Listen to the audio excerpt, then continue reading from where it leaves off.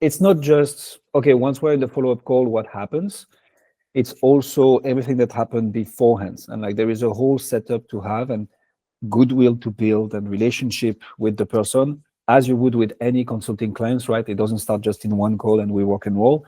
It's building the relationship. It's building reciprocity, having some goodwill, showcasing expertise, and being perceived as the SME, and then leading them towards the sale.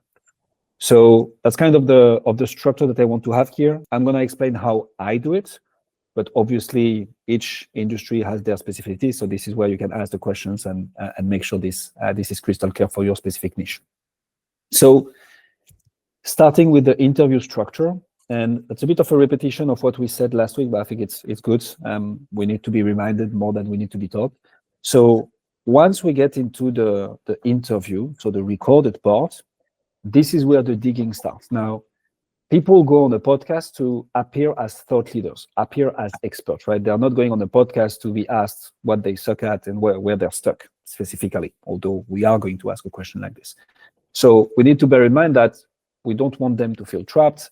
We want them to feel that there is the spotlight on them, that we are talking about their expertise, which we are. It genuinely needs to be about the content and helping out the industry. This is the whole point of a podcast. So the way I structure it, and then we have variation depending on who we work with and the specific industry, is the following. So I always like to start with the easy question of like, hey, so go ahead, like tell us how you got into consulting, how you got into B2B coaching. That's the icebreaker. That's the easy one. That's everybody can talk about themselves and what they've done. Then I put the focus on, okay, what problem you're solving, who are you solving it for? I try to ask follow-up questions on this. Typically, okay, how does it typically work when the work is going to be delivered to certain people, but the decision maker is another one, and you need to also, get the buy-in of procurement or the CFOs, whatever it ends up being. So here it's interesting also to dig into the answers and not just stay surface level. Podcast needs to be conversational, and this is how you're going to build reciprocity and goodwill. Then we start getting into the questions that are of interest to me, and that I'm going to start seeing if there is potentially an opportunity to work together here. So obviously we are all about marketing, right, and generating leads. So I asked them the question about, okay, how do you market? What channels do you have in place right now? What has been working the best for you? Like, how do you typically do all this? Things that I'm thinking of including now, so that's also in the works, is like, okay, what's your next move? What are you thinking is the next opportunity?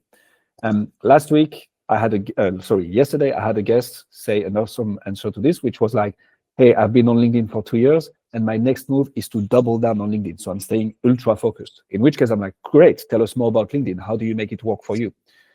Again, it needs to be about the contents.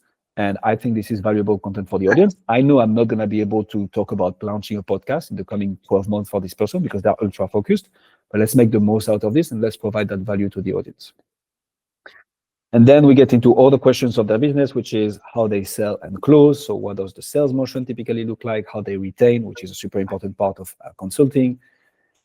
Where they're stuck. So this happens towards the end of the interview, meaning we've built rapport, we've built goodwill. We have put the spotlight on the guest.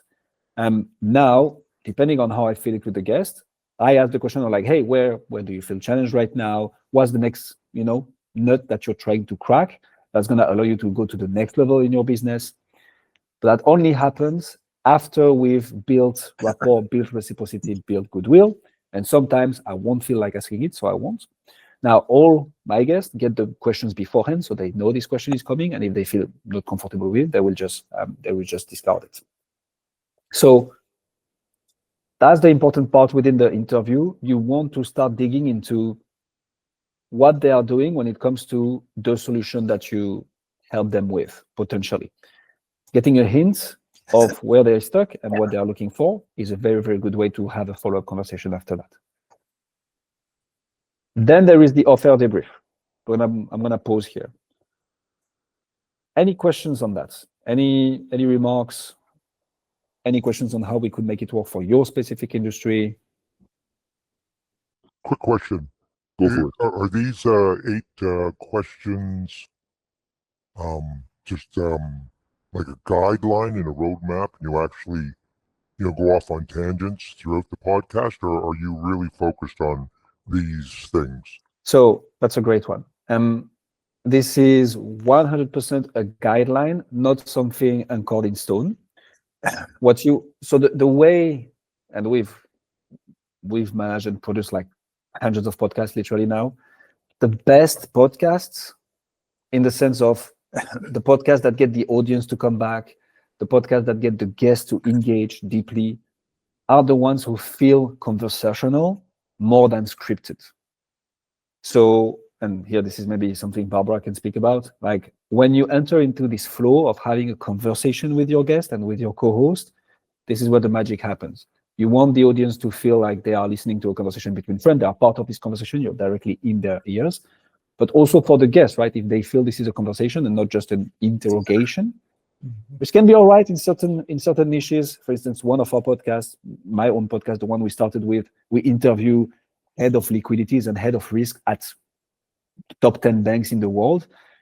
This is ultra scripted because they want it to be super square and like clear. So they're like, they have everything in advance. They will write their answers beforehand, and it's just like kind of a back and forth. But in your case, and also the podcast you go on, I'm ready to bet that the ones that feel the best and the ones that you can give the best insights with are the ones where it's conversational more than like, okay, tell me about this. Now tell me about this. How about that? It's better to go off tangent sometimes. If you run a professional services firm and you are not growing as fast as you'd like, then I'd like to give you a free gift. My team and I have put together the B2B Podcasting Secrets Playbook, which is basically 3 years of my teams and I knowledge, solving branding and lead generation for good for professional services firms. So if this is you, then your business growth is directly linked to the number and the quality of the relationships that you're able to build with actual decision makers, also whilst building reputation and brand. And we got pretty good at helping people like you do exactly that using podcast. So the playbook has 9 sections, from how to even position it, to finding the first guests, how to transform content and guests into clients, all the way up to becoming the #1 influencer in your space. It includes visuals, videos, text and templates, and case studies relevant to each and every section. And if you want to go even faster, then on the thank you page, you can book a call directly with my team, and we will look at your firm, see if we can help. And if so, we'll put together a tailored plan for your specific podcast that you can use and implement.